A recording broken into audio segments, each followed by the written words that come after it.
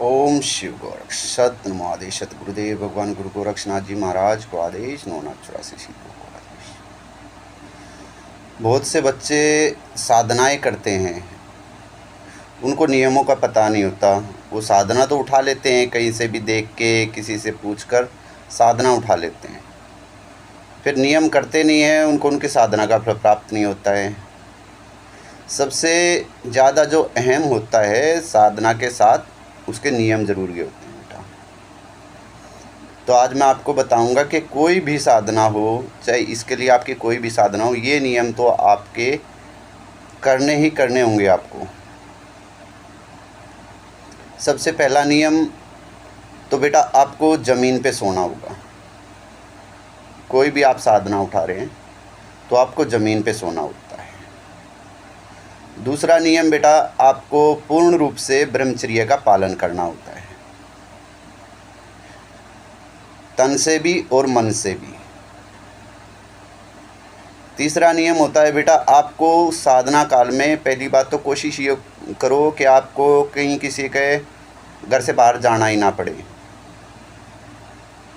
अगर by chance आपको किसी के घर जाना भी पड़े तो आप उसके घर का कुछ भी नहीं खाओ पियोगे, ठीक है बेटा, क्योंकि आपकी एनर्जी दूसरी होती है। दूसरी बात किसी के घर पे कोई एक्सपायर हो जाता है तो साधना खंडित हो जाती है वहाँ पे। अगर अड़ोस पड़ोस में हो गया तो भी आपको वहाँ पे नहीं जाना है, ठीक है बेटा।